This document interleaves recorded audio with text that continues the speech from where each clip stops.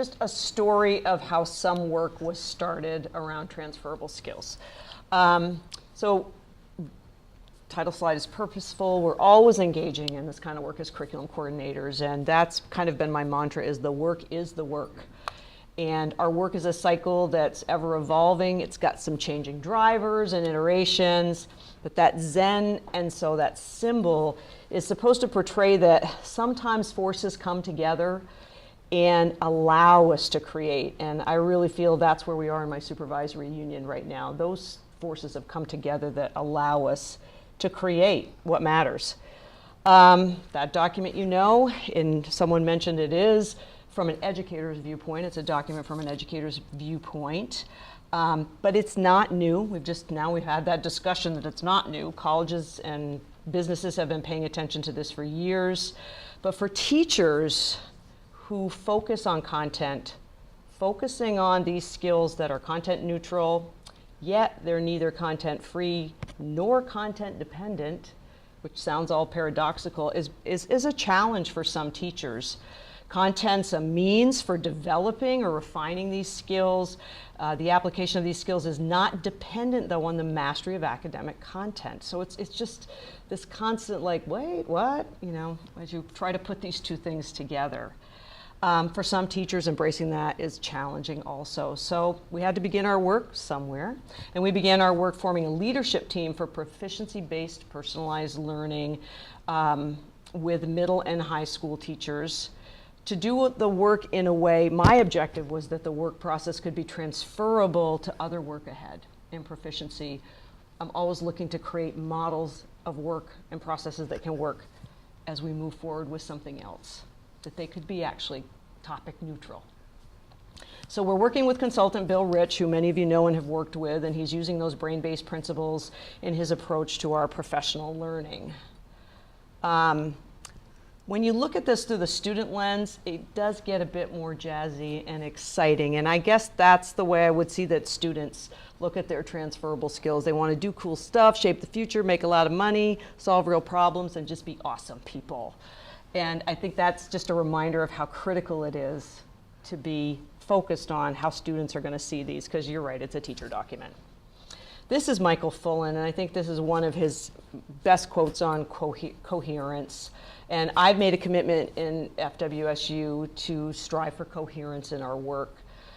So we've started trying to ask the question, how could our entry point into our work with transferable skills help us build a framework for the work that lies ahead? And it's because we really want to honor that we want things to be coherent and connected, and so the processes that we use have to allow us to do that.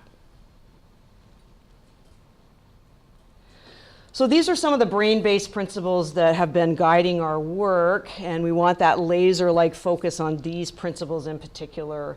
We're focusing on what we're using to structure our work with transferable skills to help us build that coherence framework for the work that lies ahead, and that concept of clarity dissolving resistance and building competence, and trying to make sure that there's time for consolidation with our teachers by not having other things interfere with that, kind of the extreme makeover in professional development. We're trying to move away from that and have that laser-like focus. That's what the kitty is, the laser-like focus.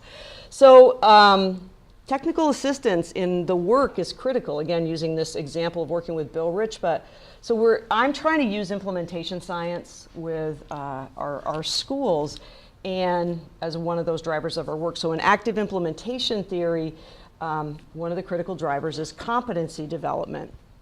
And if we're going to look at new ways to do work, we need to teach people. We need that training and coaching. It is a critical component. I think sometimes we look too early for people in our own systems that can do it without having them go through the process where they can see what the instructional cycle looks like when you're trying to help people learn these things. So not only coaches and consultants support our learning in this new, anything we learn new is an innovation. It's a different way of looking at the word innovation. But really importantly for us is they help us assess our progress along the way, but identify in our systems where our systems are getting in the way of the work we're trying to do. What barriers we have. Sometimes an outside consultant or facilitator can see that way better than we can. So we want to make sure that whatever we're doing has instructional impact. So all of our teachers pre-K-12, are working to create these learning targets and scales just in effective communication A and B. That's all we're working on right now. That PBGR leadership group found that they could all agree that, yep, when we look at this big document, that's the one we keep coming back to. That's what we're connected to. That's where we feel the work is important. It builds on what we're doing, and it feels like the right work for everyone to do. So we expect the work that we do today to have an impact today, an instructional impact today, and we've set these impact targets in the first year for professional learning. These are the two that relate to what I'm talking about today, but there are actually 3 of them. So the work needs to have instructional deliverables, and this is a quote that I like that kind of makes that point. One of the main barriers to turning knowledge into action is the tendency to treat talking about something as equivalent to actually doing something about it. That comes from Pfeffer and Sutton's The Knowing and Doing Gap. And so part of looking at impact targets and instructional impact, I would recommend Jim Knight's work, High Impact Instruction, Unmistakable Impact, Instructional Coaching. He just writes very thoughtfully about this kind of work and has models that are pretty easily adaptable. Jim Knight. So walking the walk, the focus of this work, no matter what we were doing, is really understanding learning targets and learning scales and how they can begin to have a relationship to each other. So as all teachers, pre-K through 12, are working to create targets and scales for just effective communication A and B to use with their students, on a monthly basis, they come back and they assess their own learning when they meet with Bill as a faculty, and using the same approach. Setting learning targets is one of our goals. How am I doing this? Using learning scales, developing learning skills, how am I doing? I'm going to be honest, there are some people who are all the way towards the end. From the get-go, they just get it, and there are other people that aren't on the scale yet. They just don't see why we need to do that. But that's what it is. We have a range of learners, so we modify and adjust with this because we keep trying to shape and reshape these mental models using this brain-based approach. And we love the 2 piles metaphor, and there's Bill doing the hallelujah on the 2 piles, that you have one pile of teacher products, what you're creating as professionals based on your learning, and then your other pile is student products that demonstrate these work. Even using that as a mental model didn't work for people. They wanted a ladder, they wanted a train track, and finally we just had to say, whatever works for you. It's just these 2 areas that we're focused on, because again, we were trying to have that focus and coherence. But having these kinds of metaphors and models has really informed what we call the learning year. First year in any innovation we're referring to as the learning year, and cultivating mental models as part of that whole brain-based approach has been very helpful for us.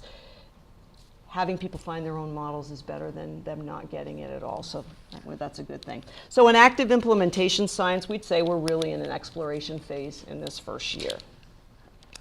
Another important component is that we have regular formative check-ins in the work. Every faculty, every school is working on this, and the leadership team pulls information from the faculties as Bill is working with them, and they meet monthly to share and calibrate their progress, which then informs the work that Bill is doing with full faculties. Recently with this project, we've started using our learning management system, Schoology, to keep all of the resources accessible, and so teachers can work collaboratively with the tools. And we were a little late on that, but once we've done it, it's become really helpful. That learning management system has facilitated a lot of our professional learning work. So at the same time with this leadership team, if we're going to have a leadership team, it needs to be more than just you're the people coming together to do the work and getting paid a little stipend for it, that we want to build your leadership density, so there's a profile you need to really be able to demonstrate as a leader. And part of building that density for this group is to have them enrolled in Bill's workshops that add up to a course. So about 3/4 of them are taking this. We want to move our coaching model of consultative coaching from external people to an internal viable coaching model with our own practitioners in schools, so that intentionally building leadership density is pretty critical. Taking that ownership as leaders in FWSU has been a bit of a challenge. It's outside of a lot of people's comfort zones, but we're going to persevere. Greasing the wheel, again, being able to use in FWSU, we blog every single day about our action plan in our schools. except on school vacations. So when it's my turn to do the blog, which is, I don't know, every 7 days or something, it's based on the number of administrators we have, so I might be every 8th day, I've made a commitment to focus on what transferable skills look like in our schools. Not work that's been new and is being created, but here's where I see it. When I'm in schools, I see it. You don't have to make something new. Here it is. Here's what you should be assessing with those scales, because it lives in your classrooms already. So that, I'm continuing to highlight that. That's just examples of 3 of the highlights that I've done with transferable skills. And people look for them. They look to see, have you seen what I'm doing? And then they ask me to come and take a look at, look what I'm doing with transferable skills. So I also have within Schoology an internal blog that goes to whichever group I want it to go to. So this is the group, the blog that I have that goes to all staff. And the goal of this work in Act 77 was to do this transferable skill work in a way that had a transferable framework that we could use in other ways. So we're using this work approach from the work with transferable skills and the cross-pollination with some of the PBPL people, leaders, as a catalyst to move into our proficiency-based graduation requirement work. That's the same framework we use. So as we moved into that, now it wasn't unfamiliar. It wasn't like, why are we doing this? What is it? They'd all experienced it as we moved into the work. So we started this work on prioritizing standards. That was really the next part of it. We prioritize more serendipitously in the transferable skills. We just kind of came to consensus on it. But for doing the prioritization process with Common Core State Standards, we wanted a more deliberate and reliable process. So I went back to Larry Ainsworth. I think his work is still really good. It's the work that most of you probably used in developing power standards. You know, this Common Core document was supposed to have fewer and higher standards. I mean, that's really the way we're supposed to look at it. But that doesn't add up. You look at 3rd grade, there are 91 English language arts standards for kids, and there's 37 math standards. You think about the number of days of school you actually have to work on something. You can't be proficient in everything. They can't all be a priority. And because teachers had made their curriculums around moving the Common Core right into the curriculum, they're having a hard time understanding that they aren't, this is what I do, why do I have to do this again? Why do I have to prioritize anything? So that's work that we really had a hard time with elementary teachers. So we had to not overthink it. So I started working with English teachers, and they got it. Middle and high school English teachers got it. They were able to move through this, and this is the process that we used. We'll come back together and look at the work that we did. We did use the state documents, which I had resisted before. I don't know why I resisted them, but I did. I do know why I resisted them. And then when math came along, boom, they were done in like 1 day because they had had enough meeting time to be able to do what they needed to do. So as we move into the grading piece, we have processes, we have elements, we have structures, and we have frameworks, and we are going to be able to move forward with this work. So it's the only way we're going, and I'd love to have you follow me on my Twitter feed at Educate Forward, where we can talk more about this, but I hope I was close to 5. You're good. Thank you. Yes.